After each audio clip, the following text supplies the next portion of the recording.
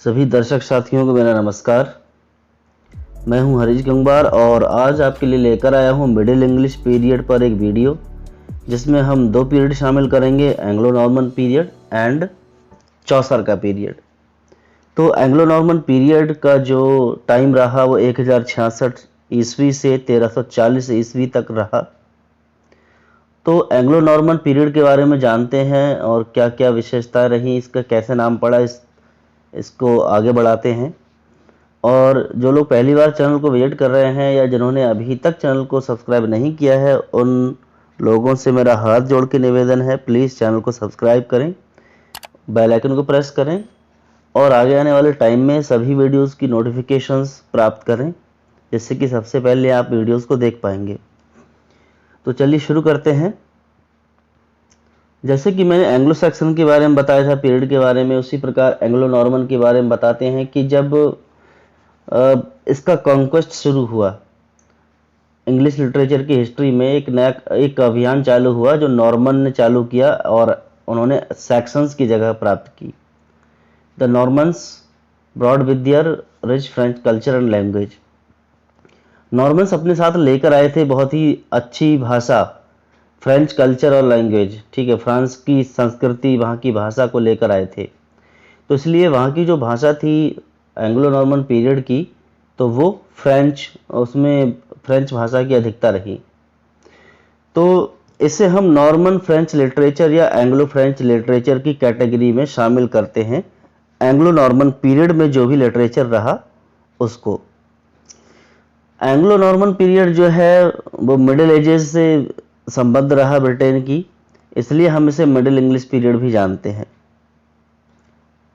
तो जब Norman conquest शुरू हुआ तो इंग्लिश में धीरे धीरे चेंजेज आए। इंग्लिश में, वहाँ की कल्चर में, लॉ, लैंग्वेज, कैरेक्टर, वहाँ के कानून, भाषा, सभी चीज़ों में थोड़ा परिवर्तन आया, क्योंकि जब भी सत्ता परिवर्तन होता है तो वहाँ के रीति रिवाज, भाषाएं, कुछ ना कुछ चेंज जरूर हो जाता है। अब इंग्लिश भाषा थी वो केवल पुअर और पावरलेस की भाषा बन के रह गई थी, यानी कि जो इंग्लिश भाषा एंग्लो सैक्सन्स लेकर आए थे वो केवल मामूली लोगों की भाषा थी। अब नॉर्मन जो फ्रेंच लिटरेचर, नॉर्मन फ्रेंच भाषा, ये अमीरों की, बड़े बड़े लोगों की, खानदानों की, रईसों की भाषा बन चुकी थी और इसे सोशल स्टेटस और प्रेस्टीज का भी सिंबल माना गया, यानी कि सामाजिक रूप से लोग कितने समृद्ध हैं और कितनी शान शौकत वाले हैं, फ्रेंच भाषा इसके लिए एक क्या बन गई, एक सिंबल बन गई, एक संकेत। हम बात करते हैं कि एंग्लो नॉर्मन पीरियड का नाम तो ऐसे पड़ा जो हम बता चुके हैं, और एंग्लो नॉर्मन के साथ साथ जो इंग्लिश भाषा थी उसका थोड़ा कमी होती चली गई और फ्रेंच भाषा शामिल होती चली गई। तो रोमांसेस की बात करते हैं इसमें एंग्लो नॉर्मन पीरियड में कौन कौन से रोमांसेस हुए। तो जैसे कि एंग्लो सैक्सन लिटरेचर में करेज, सीरियसनेस, सैवेजरी, इन सभी चीज़ों की बातें थी, यानी हिम्मत दिखाना, बीभत्सता थी, वहाँ पर लड़ाई, युद्ध, योद्धा, ये सारी चीज़ें बताई जाती थी। लेकिन नॉर्मन्स ने इंट्रोड्यूस किया एक रोमांटिक टेल्स या of love and adventure in literature, यानी प्रेम कहानियाँ, साहसिक अभियानों की कहानियाँ, ये सब नॉर्मन लिटरेचर में शुरू हुई। और इससे नॉर्मन पीरियड जो था, एंग्लो नॉर्मन पीरियड, वो हीरोइक से ज़्यादा शिवलरिक बन गया। हीरोइक यानी केवल हीरो की कहानियाँ न लेकर वीरतापूर्वक कहानियों की बात की गई। रोमांस मोस्ट पॉपुलर फॉर्म बन चुका था एंग्लो नॉर्मन पीरियड में, और ये रोमांस उनकी स्टोरी के लिए फेमस थे, ना कि पोएट्री के लिए, ठीक है। यानी कि एंग्लो सैक्सन टाइम में पोएट्री का ज़्यादा यूज़ था और एंग्लो नॉर्मन्स में स्टोरीज़ का ज़्यादा यूज़ था। उनमें से बहुत सारी जो कहानियाँ थीं लैटिन और फ्रेंच सोर्सेस से निकली थी। उन्होंने, जैसे एंग्लो नॉर्मन में कौन कौन सी कहानियाँ निकल के आई, जैसे किंग आर्थर की the war of Troy. The war of Troy के बारे में कौन नहीं जानता, सभी जानते हैं। The mythical doings of Charlemagne and Alexander the Great, यानी सिकंदर महान। तो ये सभी कहानियाँ निकल के आई। अब बात करते हैं क्रॉनिकल्स की।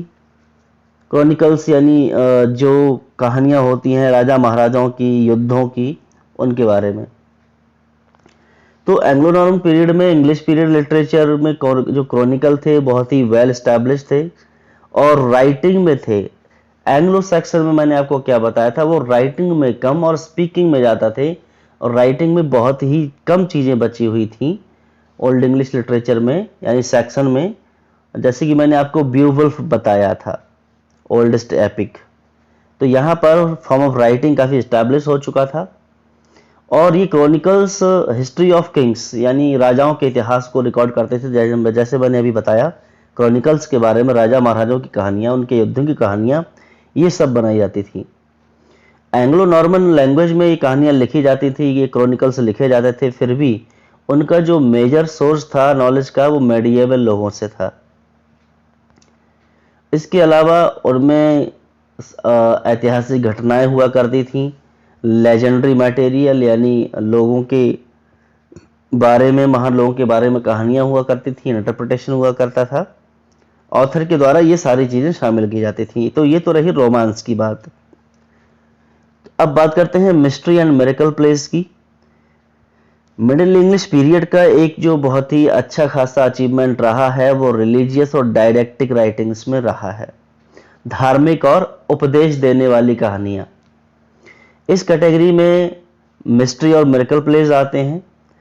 मिस्ट्री प्लेज ऐसे सब्जेक्ट पे बेस होते थे जैसे कि बाइबल की कहानियां या चमत्कार दिखाने वाले नाटक, जो संतों की कहानियों पर डिपिक्ट यानी उनका वर्णन किया जाता था।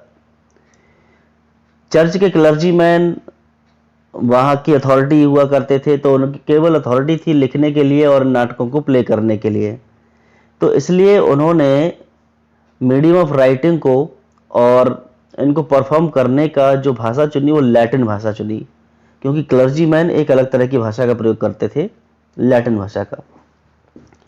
तो ये तो रही मॉरलिटी, उसकी बात miracle place and mystery place. Morality place की बात करते हैं। मॉरलिटी क्या करती है, हमें सिखाती है चीज़ों को राइट और रॉन्ग में डिफरेंस करना। वीडियो अच्छी लगती है तो प्लीज़ लाइक करिए, अपने फ्रेंड्स के साथ शेयर करिए, अपने स्टेटस पर लगाइए प्लीज़, और जितने भी स्टडी रिलेटेड ग्रुप्स हैं उनमें शामिल करिए। बात करते हैं मॉरलिटी प्लेस की। तो मिडिल इंग्लिश पीरियड में मॉरलिटी प्लेस बहुत ही ज़्यादा पॉपुलर हुए। मॉरलिटी प्लेस में जो कैरेक्टर हैं उनको इस तरह से प्रेजेंट किया जाता था कि ह्यूमन सोल में जो भी हाव भाव चलते हैं अच्छे बुरे के, उनको कन्फ्लिक्ट को दिखाया जाता है, यानी अच्छाई का बुराई पर हावी होना, ये बताया जाता है मॉरलिटी प्लेस में। इन नाटकों का जो मुख्य उद्देश्य था वो लोगों को सिखाना, बाइबल की शिक्षाएं, संतों की जिंदगियों के बारे में, अच्छाई और बुराई के आपस में कन्फ्लिक्ट होना यानी संघर्ष होना। इसलिए ये नाटक रिलीजियस और डायडेक्टिक राइटिंग के थ्रू फेमस हुए, इस कैटेगरी में आते हैं।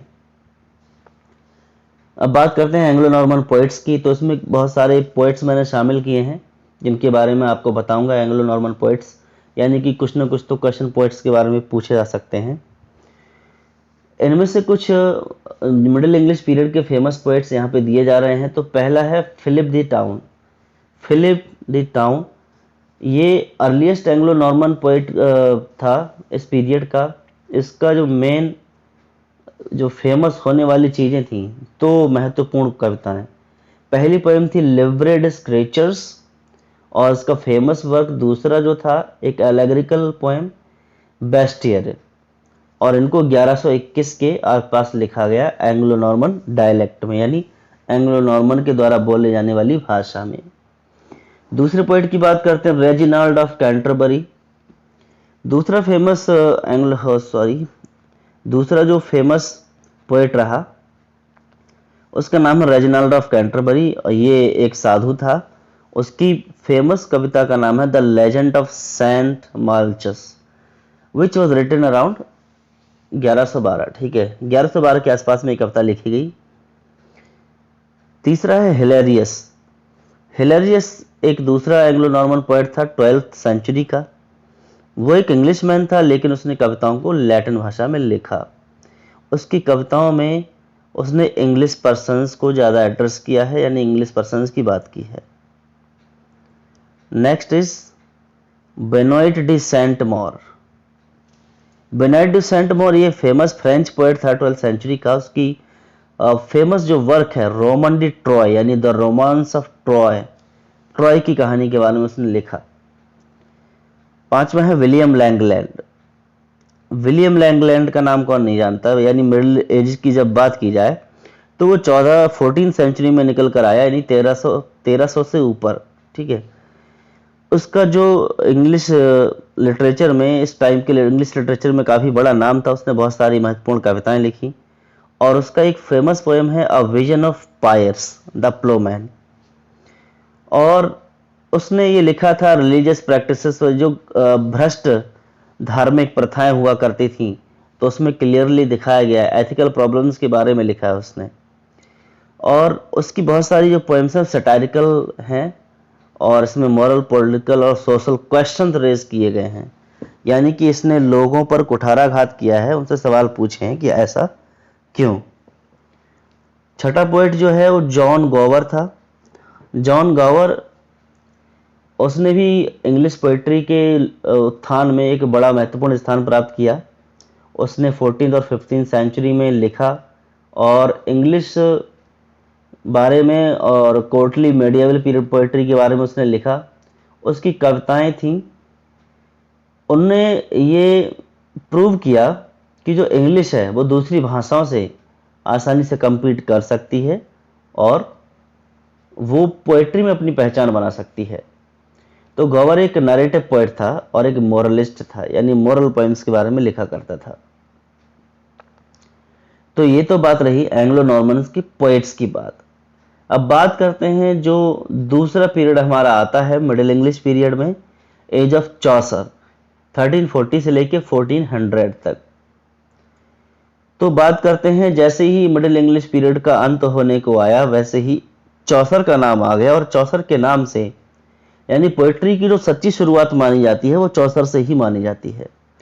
तो इनका पीरियड रहा 1340 से 1400 तक और हिस्ट्री ऑफ इंग्लिश लिटरेचर में एक बहुत ही महत्वपूर्ण समय माना जाता है, क्योंकि चौसर ने एक नई और अलग प्रकार की इंग्लिश लिटरेचर की शुरुआत करी और वो फादर ऑफ इंग्लिश लिटरेचर और साथ ही साथ फादर ऑफ इंग्लिश पोइट्री कहलाए। चौसर की पोइट्री को बहुत ही ज़्यादा पढ़ा जाता है, यानी आज भी वर्तमान समय में भी काफ़ी पढ़ा जाता है। वो केवल एक बुकमैन विजनरी नहीं थे, वो मैन ऑफ वर्ल्ड थे एंड इट्स अफेयर्स, यानी पूरी दुनिया को जानने वाले इंसान थे। चौसर का जो सबसे महत्वपूर्ण वर्क है वो कैंटरबरी टेल्स है। उनके बारे में कौन नहीं जानता, यानी अलग अलग तरह के नायक आते हैं, वो अपनी अपनी कहानियां कहते हैं और इस तरह कैंटरबरी टेल्स चलता है। तो ये कई स्टोरीज का एक कलेक्शन है जिसमें तीर्थयात्री जाते हैं थॉमस बैकेट की श्राइन पर, यानी थॉमस बैकेट का एक जो पवित्र स्थान था वहां पर जाते हैं। और किस लिए जाते हैं, ये क्वेश्चन तो बहुत पूछा जाता है, क्योंकि वो दुआ मांगने जाते थे कि थॉमस बैकेट जब भी हमें ठीक करेंगे तो हम उनसे मिलने जाएंगे। तो ये तो रही बात एंग्लो नॉर्मन पीरियड की और मिडिल इंग्लिश पीरियड की, जिसमें एंग्लो नॉर्मन की बात की हमने, चौसर की बात की।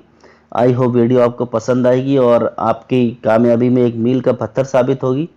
आपसे बस उम्मीद करते हैं कि आप वीडियो को लाइक करेंगे, अपने फ्रेंड्स के साथ शेयर करेंगे। Thanks for watching this video. Have a wonderful time.